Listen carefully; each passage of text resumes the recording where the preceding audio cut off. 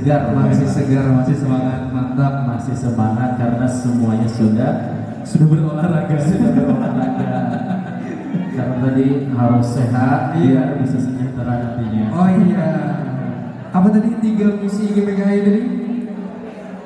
Meningkatkan kompetensi, perlindungan hukum, kemudian kesejahteraan. oh iya, meningkatkan kesejahteraan anggota ya.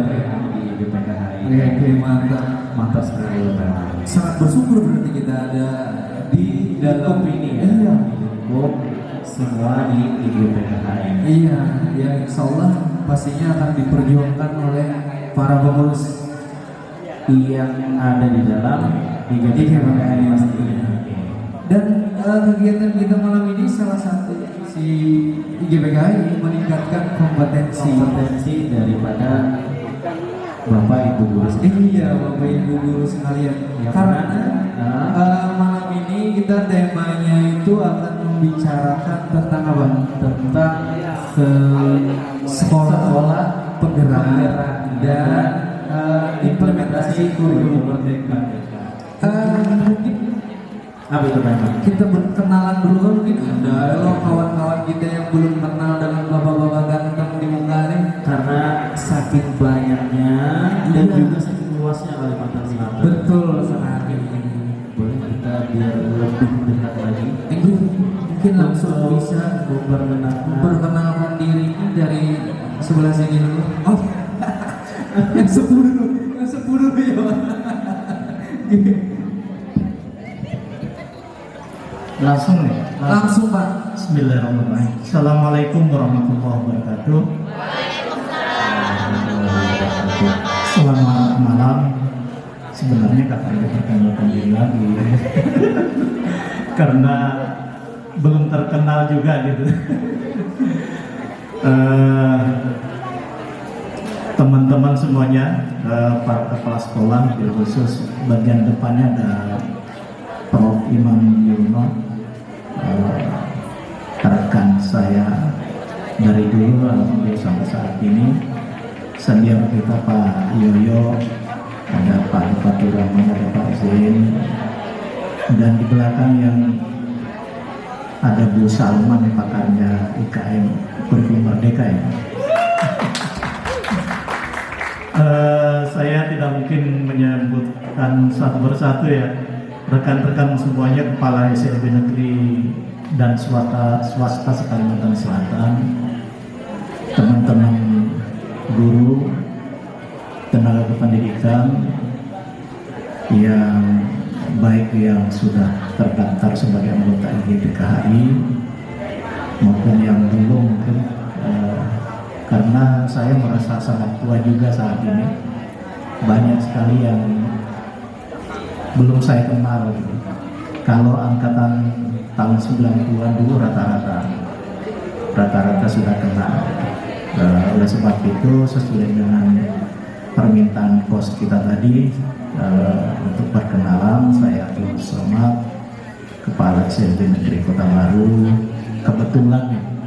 Kebetulan PSP, program sekolah penggerak angkatan pertama tahun 2021, dan disampaikan saya Pak Teguh itu adik saya karena angkatan kedua ya, termasuk juga yang dengan siapa Pak Dia ini juga adik tahun 2022. Saya kira itu perkenalan. Assalamualaikum warahmatullahi wabarakatuh. Waalaikumsalam warahmatullahi wabarakatuh. Keluarga ternyata juga membawa full rombongan dari Kota Baru. Luar biasa. Iya, mantap. Kemudian Mungkin boleh selanjutnya kita selanjutnya juga ini biar kepada yang mana dulu nih? Oh iya sudah. Assalamualaikum warahmatullahi wabarakatuh. Waalaikumsalam warahmatullahi wabarakatuh. Alhamdulillah puji kita panjatkan kepada Allah Subhanahu wa taala, berkat taufik, rahmat, hidayah, nikmat dan karunia-Nya kita dapat berkumpul di sini. Alhamdulillah, salawat dan salam kita berikan kepada Rasulullah Muhammad SAW beserta keluarga dan para sahabat serta pengikut sampai zaman. Eh, terima kasih Pak yang terhormat Bapak Profesor Imam Yono. Selamat datang Bapak, terima kasih bersedia hadir beserta Ibu yang sebenarnya juga keluarga PLB juga, karena beliau juga alumni PLB. Terima kasih Ibu. Selanjutnya kepada senior kita, sesepuh kita, panutan kita sebagai guru pendidikan luar biasa, guru pendidikan khusus di Kalimantan Selatan. Terima kasih Bapak Yoyo. Selanjutnya kepada yang kami hormati para kepala SLB negeri dan swasta di lingkungan Kalimantan Selatan, serta rekan-rekan guru hebat, rekan-rekan guru yang sangat luar biasa. Terima kasih. Di sini semua udah tahu bahwa saya ini namanya Teguh, jadi enggak, istilahnya hanya penegasan ini. Selanjutnya, soalnya kalau mau nama lengkap saya takut di sini karena ada salah satu bagian nama saya yang terlalu besar untuk di Kalimantan Selatan, jadi saya sebutnya Teguh saja. Selanjutnya, sebenarnya saya duduk di sini itu menemukan keberuntungan yang sangat besar. Dikarenakan apa? Hanya umpat tenar seperti yang disampaikan oleh Bapak Somad tadi. Bapak Somad tadi menyampaikan sekolah penggerak angkatan pertama. Nah, kami sekolah penggerak angkatan kedua. Sebenarnya bukan kami yang hebat, kepala sekolah kami. Karena yang ikut seleksi, mendaftar seleksi dan berjibaku itu kepala sekolah. Setelah di SK-kan sebagai sekolah penggerak, baru guru-gurunya numpang tenar, Pak. Seperti itu. Jadi yang hebat adalah kepala sekolahnya. Hebat memotivasi kami, mengajak kami, menggerakkan kami, seperti itu. Nah, cuman masalahnya yang masih belum yang saya rasakan yaitu pengimbasan atau menggerakkan teman-teman. Di situ yang kami berharap, kalau kami belum sempat mengajak, alhamdulillah ini sudah diajak. Nah, lain kali silakan diajak. Nggak usah masalah kalau andai kata disebut IHT, nggak usah mikir tarif, kita berbagi. Nah, tanpa tarif, free. Suruh datang Teguh, insya Allah. Seperti itu. Jadi kami memerlukan pengimbasan sebagai implementasi kami. Mau mengetuk pintu Bapak Ibu semua di sekolah, Bapak Ibu semua rasa kadang nyaman, kayak seorang ini pemintarnya, padahal intinya menggarami lautan. Bapak Ibu semua sudah asin banget, masa mau kami garami. Tapi untuk keperluan kami yang fakir ini, untuk pengimbasan, tolong nggak apa-apa, panggil kami. Barangkali seperti itu perkenalan dan pendahuluannya. Terima kasih atas kehadirannya. Semoga kita semua diberi kemudahan, kelancaran, keberhasilan dalam mendidik putra-putri hebat kita. Amin. Amin. Amin ya Rabbal Terima kasih. Assalamualaikum warahmatullahi wabarakatuh. Waalaikumsalam warahmatullahi wabarakatuh. Luar biasa, nanti kita tanya ya. Next. Kita tanya. Oke. Selanjutnya. Bismillahirrahmanirrahim. Assalamualaikum warahmatullahi wabarakatuh.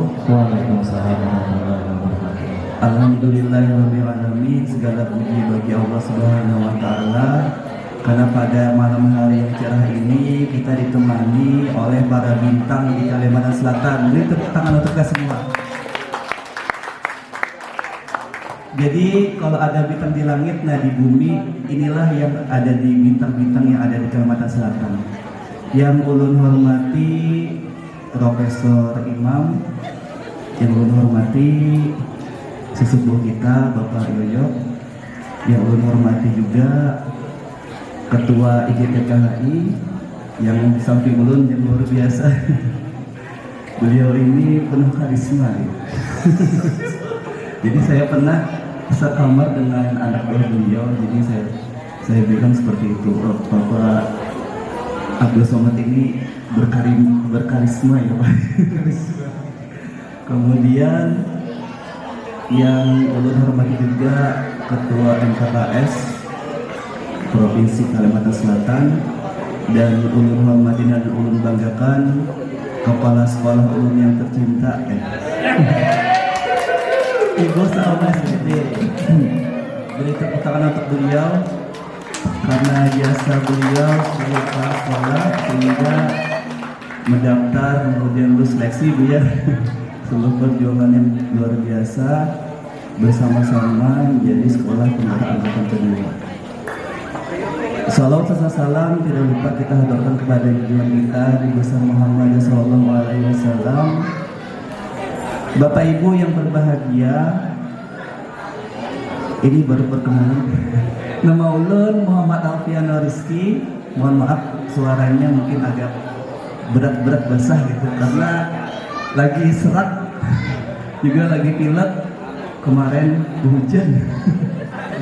Sebelum hujan ketika sampai di sekolah kita ini memang sudah agak serak-serak gitu. Kalau di rumah itu panggilan kuitan Ian, kalau di sekolah panggilannya Alfian, kalau bini lain lagi panggilannya Ayah. Ya, ulun SPD lah ya, sama aja kita data Muhammad Alfian Rizky, gelarnya SPD, alhamdulillah sudah PTG. Ya mungkin itu sedikit dari ulun, salah kira mohon maaf. Assalamualaikum warahmatullahi wabarakatuh. Waalaikumsalam warahmatullahi wabarakatuh. Oke, kita sudah kenalan tadi sama narasumber kita. Iya. Tiga orang narasumber nanti yang akan sharing pengalaman dan hal-hal terkait dengan Sekolah penggerak sekolah IKM tadi ya. IKM. Mungkin pertanyaan pertamanya itu mungkin bapak-bapak bisa menjelaskan atau menerangkan apa sih sekolah penggerak itu dan bagaimana sih implementasi kurikulum merdeka di sekolah penggerak gitu. Rata-rata kan kalau SLB sekolah itu kan baru mandiri berubah ya selain yang sekolah penggerak. Nah itu kan kayak kita kan masih agak menerawang gitu untuk menjalankan IKM gitu Pak. Mungkin bisa dari Pak Samad dulu ya. Silakan. Batu yang tempatnya bisa.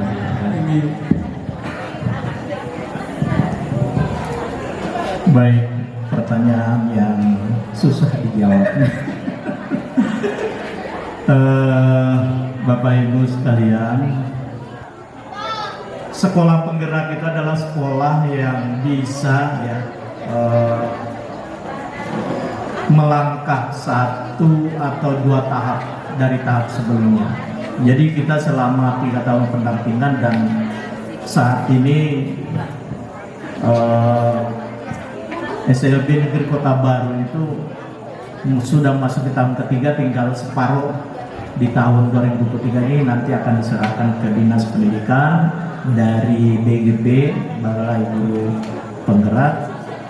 Nanti ditentukan nasibnya situ apakah SLB Negeri Kota Baru itu nanti jadi sekolah penggerak beneran gitu atau tidak.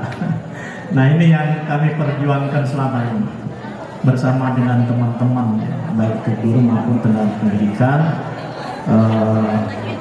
orang tua peserta didik, lingkungan masyarakat dan sebagainya.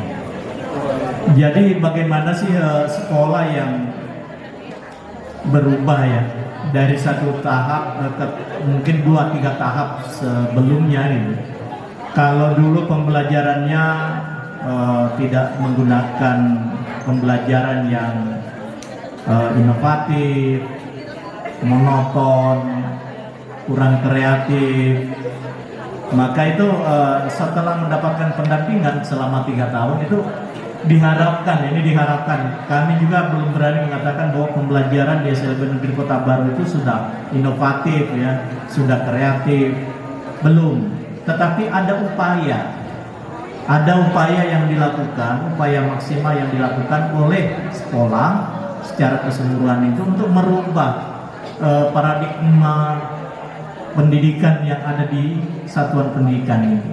Itu yang pertama. Yang kedua, kemampuan SDM juga harus seperti itu, berada 1-2 level dari sebelumnya setelah selesai pendampingan. Jadi yang biasanya nggak bisa ngarahkan cruiser, gemetar tangan bikin megang mouse, ya harus belajar gitu. Sampai akhirnya mouse itu familiar dengan tangan gitu. Dan hal yang paling menjadi ciri khas dari sekolah penggerak itu adalah pembelajaran itu harus berpusat pada peserta didik. Nah ini yang rohnya kurikulum merdeka, rohnya dari PSP itu adalah pembelajarannya. Jadi sekolah penggerak itu dengan kurikulumnya, kurikulum merdeka, benar-benar memerdekakan baik guru maupun peserta didik. Pendidik dan peserta didik itu merdeka dalam menentukan. Bagi saya pribadi ya, rasa-rasanya dari semua kurikulum yang sudah kita lewati untuk pendidikan khusus, itu hanya kurikulum merdeka yang benar-benar itu sesuai dengan anak berkebutuhan khusus. Itu. Iya. Karena apa? Karena asesmen awal tadi, anak dulu digali dulu dia bisanya apa, yang kesulitannya dia di mana. Kemudian atas dasar itu kita apa ya, anak ini nanti kedepannya mau jadi apa, mau diapain nih anak ini dari asesmen itu tadi. Nah kalau sudah begitu berarti seharusnya kita enjoy dalam mengajar. Dan yang terakhir, yang ketiga yang saya pahami dengan program sekolah penggerak ini dengan kurikulum merdekanya adalah tidak adanya pembulian di sekolah, baik itu antar peserta didik ataupun antara guru dengan peserta didik, antar guru atau kepala sekolah dengan guru atau kepala sekolah dengan guru, semua ke sekolah. Maka hal terpenting dari program sekolah penggerak itu termasuk di IKM, hilangnya dikatakan kurikulum merdeka PSP itu berhasil kalau tidak ada lagi pembulian di sekolah. Nah ini yang paling rentan. Terkadang kita bergayaan maksudnya itu lawan kawan, tapi kawan tersinggung benar. Nah itu sudah lepas dari tujuan kurikulum program sekolah penggerak. Saya kira itu dulu mungkin sekedar pemanasan. Iya, pemanasan. Terima kasih. Mungkin kepada Bapak Guru kita bertanya, Mas. Mungkin bisa sedikit dijelaskan di spill tentang kurikulum merdeka, mungkin konversinya CP itu sebenarnya apa dulunya, habis itu TP itu apa gerak. Langsung saja Bapak Guru. Terima kasih, mohon izin menyampaikan. Seperti tadi awal ya, kami ini sebenarnya bukan siapa-siapa dan tidak apa-apa. Sebenarnya kami ini korban juga, korban tapi korban nyaman. Jadi kami ini korbannya kepala sekolah kami. Seperti tadi disampaikan oleh Bapak sama tadi, kepala sekolah kami mendaftar sebagai sekolah penggerak, kami nggak tahu apa-apa. Ruangan kepala sekolah ditutup rapat. Ternyata setelah selesai beliau bilang, aku habis wawancara, habis dites ngajar secara online sama kementerian. Setelah itu, iya toh Pak, iya. Terus tahu-tahu kita jadi sekolah penggerak. Di situ kami shock, kaget. Ya itu tadi kaget, speechless lah. Yang kami bayangkan akan tambah kerjaan tentunya. Ini pasti guru pasti gitu ya, tambah kerjaan lagi. Tapi tambah kerjaan adalah keniscayaan yang harus dijalani. Nah, di situ setelah dapat sebagai sekolah penggerak, terus kami bersama Pak Rizky ya, dibimbing oleh Bapak Haji Supaini dari Kalsel 2 sekolah, dari Gorontalo dan dari Kalteng. Nah, 4 sekolah itu digembleng selama 2 bulan ya, 2 bulan secara online, berenam kepala sekolahnya sekalian digembleng berenam sampai sedikit paham. Nah, karena kita juga manusia, nah di situ motivasi dari kepala sekolah besar sekali. Kepala sekolah bilang kerjakan aja, tidak ada yang salah.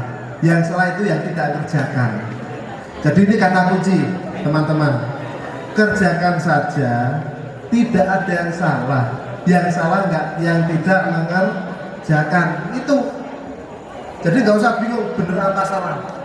Andai kata semua diperiksa sama yang berhak memeriksa, oh ini masih salah, ya tanya gimana benernya gitu, nggak usah.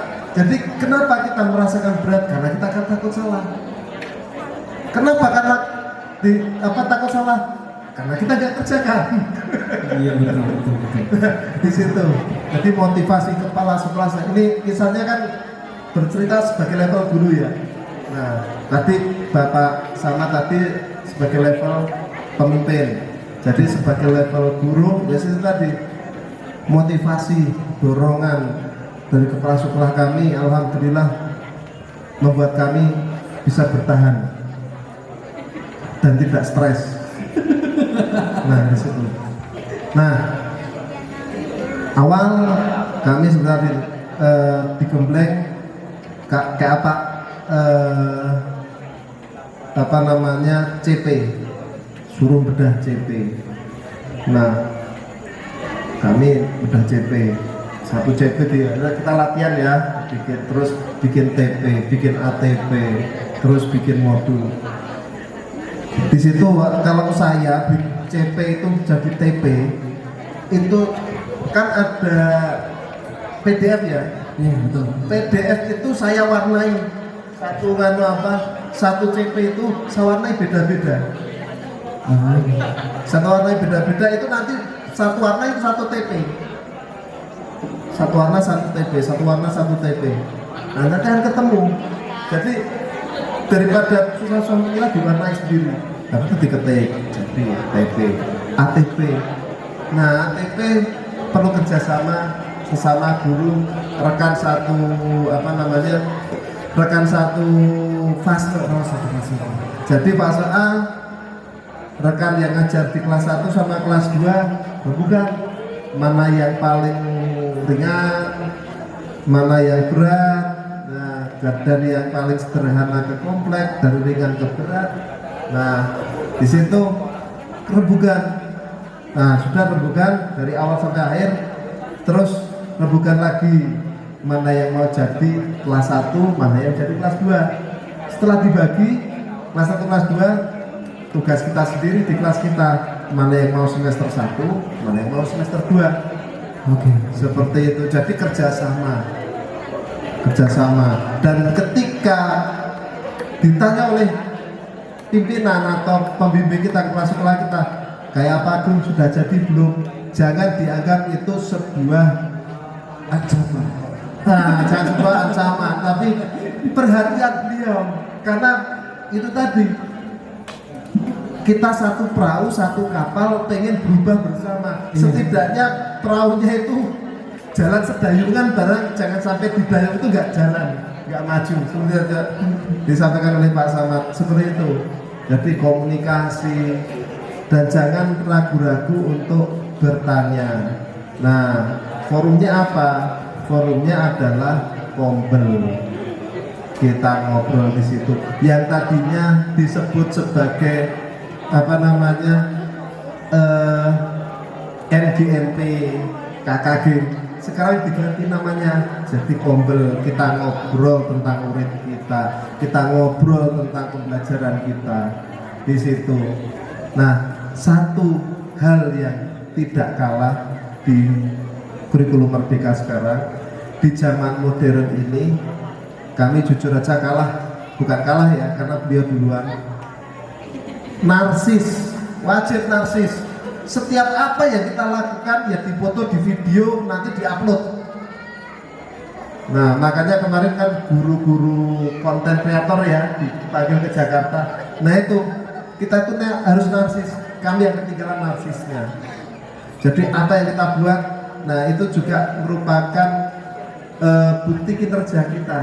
Seperti yang disampaikan oleh pasangan saya saat di PPG, yaitu Bapak Dr. Utomo. kinerja itu nggak diomongkan secara mulut aja, buktikan, ditulis, dokumentasikan. Nah di situ tulis, dokumentasikan, publikasikan. Kalau bisa Instagram kita itu penuh dengan kegiatan pembelajaran, Instagram sekolah. Nah itu yang baru kami rintis di situ. Nah kembali lagi intinya di situ. Terus modul ajar, nggak usah bikin bingung-bingung modul ajar. Modul ajar itu sama dengan RPP, cuman ditambahi aja, tambahi asesmen awal. Asesmen awalnya bagaimana? Asesmen awalnya yaitu kita lihat CV-nya. Setelah kita lihat CV-nya, cobakan ke murid kita. Maksudnya cobakan kira-kira untuk masuk ini prasyaratnya bisa nggak? Contoh, seumpama menyebutkan bilangan 1 sampai 10. Nah, untuk menyebutkan itu kan harus kenal dulu. Nah, unjuk ini apa? Nggak tahu, ya itu asumsi awalnya bahwa dia belum kenal bilangan atau lambang bilangan di situ. Terus kalau itu sudah kelas lanjutan kelas 2, kita tanyakan juga kepada guru kelas 1. Ini Teguh sudah bisa apa?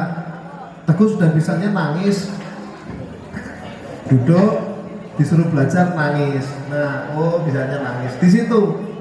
Nah, kemudian ketika asesmen itu setelah kita dapat semua, kita lihat, oh ini baru belum bisa masuk fase A.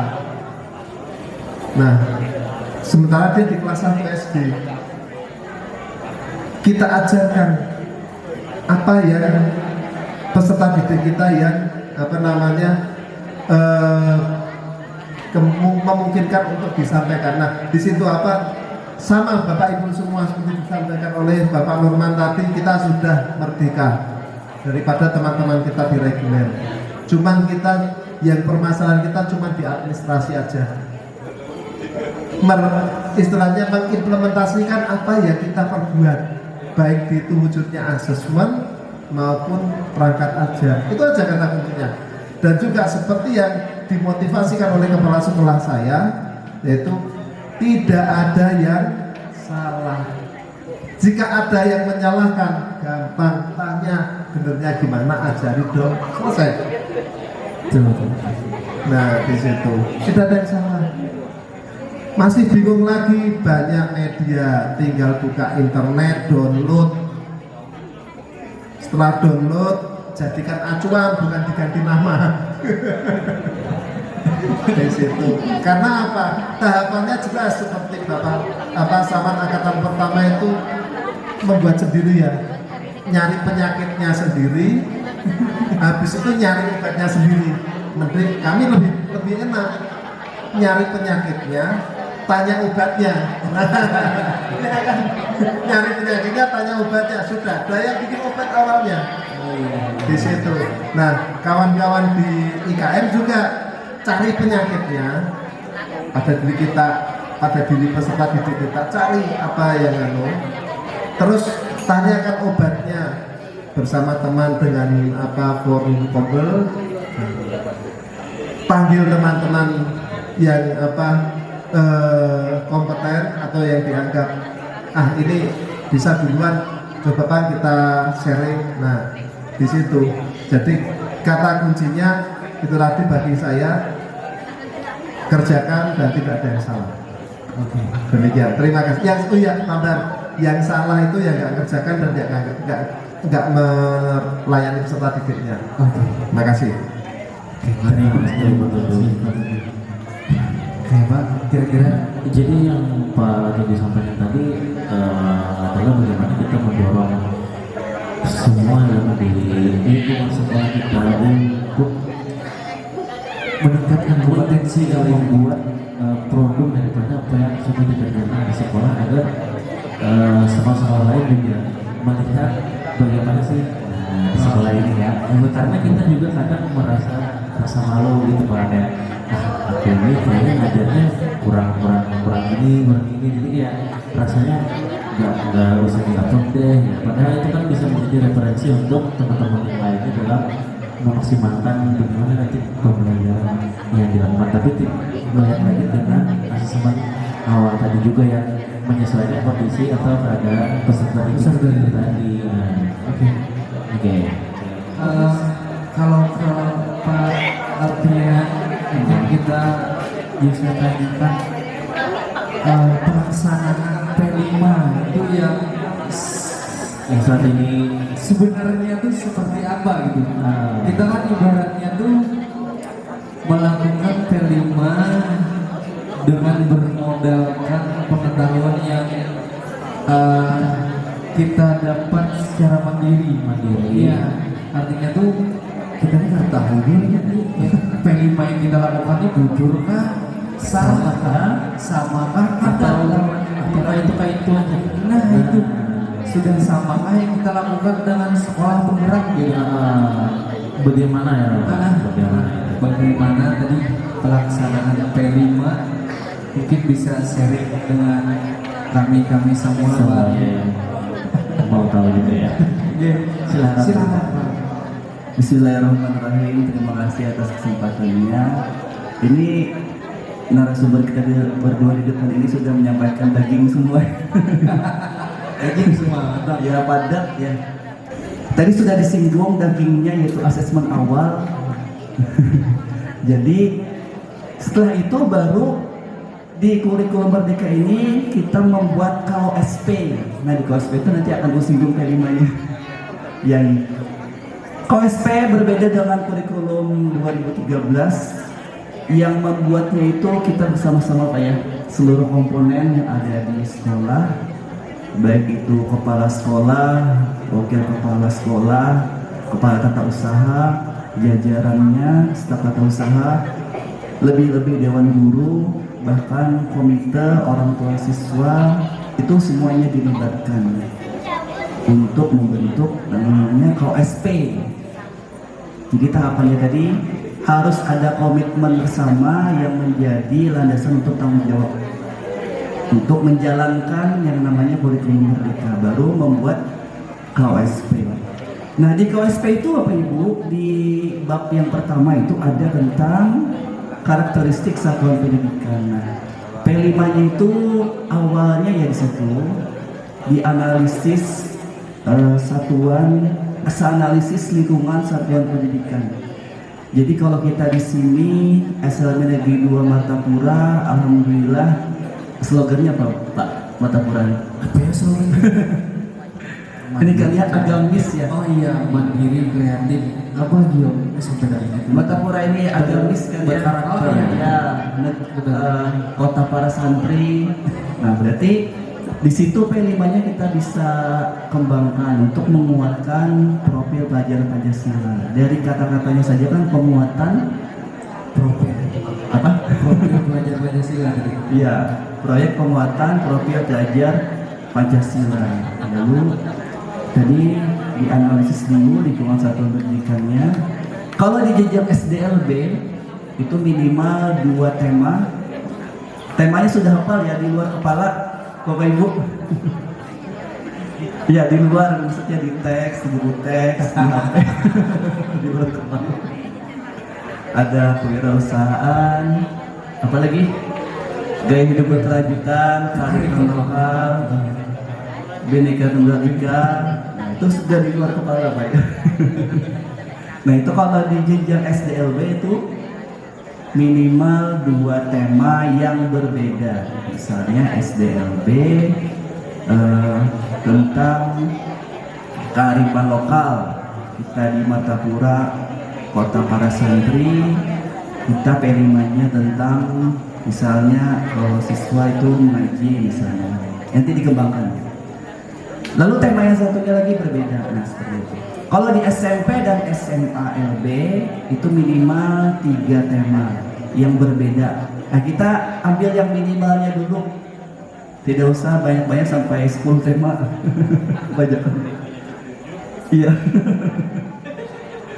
Iya, kalau di strukturnya itu peraturannya 3 sampai 4 tema untuk SMP dan SMLB. Jadi ambil yang minimal dulu 3 tema. Bagaimana kalau 3 tema tidak sanggup, Pak? Jadi kalau kita belajar, yang penting gawi dulu. Entah itu dalam 1 tahun pelajaran misalnya 1 tema, nah itu akan menjadi pembelajaran, jadi pengalaman, menambahi asinnya kehidupan, Pak ya. Di tahun pelajaran berikutnya bisa dilakukan IRB. Apa itu IRB? IOSP itu di bab 3-nya, bab 2-nya kan visi-misi tujuan kita lewati dulu. Bab 3-nya itu buka jabatan. Kenapa Pak? Nah, di sana kisahnya pengorganisasian pembelajaran. Sana ada intrakurikuler, ada kokurikuler, ada ekstrakurikuler, ada pembiasaan. Ada lah tulisan P5-nya di situ, Pak? Belum ada. Oh, belum ada. Ditambahin, Pak ya. Kalau di kurikulum 2013 itu di jam pelajaran efektif adanya intrakurikuler KBM yang mungkin ada yang pakai tematik, ada yang mata pelajaran, ada yang integrasi, misalnya kayak IPAS, nah itu contoh integrasi. Ada 3 pilihan. Yang pertama bisa memilih 1 hari dalam 1 pekan. Misalnya kalau vokasi di sini hari apa? Vokasi ya hari Jumat. Hari Jumat. Kalau hari Kamis KBM. KBM. Nah, misalnya saja yang P5 dianggap di hari Kamis. Maka dibuat kalender dari bulan Juli, definitifnya kita masuk ke tanggal berapa sampai di akhir tahun pelajaran itu. Ini kan 2023-2024, jadi di bulan Juli ya Pak, atau Mei ya, akhir Mei. Nah seperti itu. Dibuat setiap hari Kamis itu diletakkan P5. Misalnya 1 hari Kamis itu JP-nya ada berapa? Kita di sini 8 JP, maka 135 JP total 1 tema tadi dibagi 8. Nah itu dapat berapa hari Kamisnya? Nah seperti itu. Ini sudah belum kan? Nah itu. Kenapa harus dibuat jadwal Bapak Ibu? Supaya sinkron dengan perjenjang tadi kan. Ada kalanya SMP dan SMA mau beda hari, itu boleh. Misalnya SMP dan SMA ngambil hari Rabu karena hari Kamis dan Jumat ada vokasi full. Nah bukan diambil hari Rabu. Jadi berbeda dengan teman-temannya SDLB itu boleh. Lalu cara yang kedua, Bapak Ibu bisa mengambil per pekan langsung dihabiskan. Oh iya. Misalnya dalam 1 bulan itu kan ada 4 pekan. Boleh misalnya pekan pertama setiap bulan Agustus pekan pertama P5 Senin sampai Jumat full. Pekan ke bulan September seperti itu juga, pekan pertama Senin sampai Jumat full P5 sampai JP 135 tadi habis. Jadi patokannya JP 135 tadi habis. Bisa juga mengambil 2 pekan, misalnya pekan pertama, pekan kedua pada bulan Agustus P5 dari Senin sampai Jumat, nah kan berarti 10 hari sampai JP-nya habis. Itu lebih cepat sebenarnya. Untuk habisnya bisa 2 bulan atau 3 bulan saja habis. Bisa juga ngambil 1 bulan full. Misalnya bulan terakhir di bulan Oktober misalnya. Dari tanggal 1 yang Senin sampai Kamis ya, saya 22 hari Senin sampai Jumat, 22 hari di bulan Oktober untuk kegiatan P5. Jika 135 itu cukup JP-nya, maka 1 bulan. Jika kurang maka ditambah beberapa hari di bulan November. Nah, seperti itu. Langkah selanjutnya setelah membuat jadwal, baru kita ke modulnya. Nah, bahan-bahannya itu tadi sebenarnya kalau di P5 itu ada asesmen untuk P5-nya. Tapi kalau kita masih belajar, kita bisa samakan aja dengan asesmen di KBM supaya tidak repot kan ya, kan baru belajar. Misalnya di di SDLB itu kebanyakannya fase A, maka P5-nya kita ambil yang fase A. Kemudian kita tentukan juga profil pelajar Pancasilanya yang mau dikuatkan apa? Kan ada 6. Tuh di luar kepala juga. Iya, di luar. Betul. Paling tidak ambil minimal 2 yang mau dikuatkan. Misalnya yang berhubungan dengan kota santri tadi, berdasarkan analisis kan mata Quran kota santri berarti agamanya kuat. Kita ambil yang beriman, betapa pada Tuhan yang Esa dan berangkat mulia. Kemudian profil yang mau dikuatkan yang kedua misalnya kemandirian. Nah itu 2. Lalu tentukan elemennya apa, subelemennya apa, lalu buat perkembangan antar fase. Nah, di situ kalau di era pot itu ada 4 yang mulai berkembang, sedang berkembang sesuai harapan, sangat berkembang. Demikian, kembalikan ke moderator. Assalamualaikum warahmatullahi wabarakatuh. Waalaikumsalam. warahmatullahi wabarakatuh. Jadi ada berbagai macam cara Ya. untuk dapat menyelesaikan dari program P5 tadi. bisa dipilih. Jadi Bisa tidak jangan memilih yang memberatkan kita sendiri, iya. memilih yang sesuai dengan kegiatan kita sendiri di sekolah, tidak tertunda intinya yang lain-lain.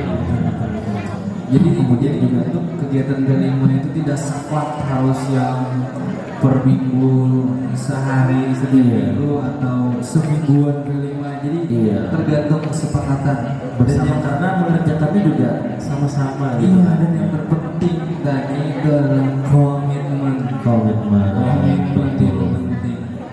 Karena harus komitmen. Iya, karena dari komitmen itu akhirnya kan bisa menjalankan program-program yang sudah disusun bersama. Iya, harus komitmen bersama-sama karena menyepakatinya. Oke, Pak Eman, mungkin buat Oke.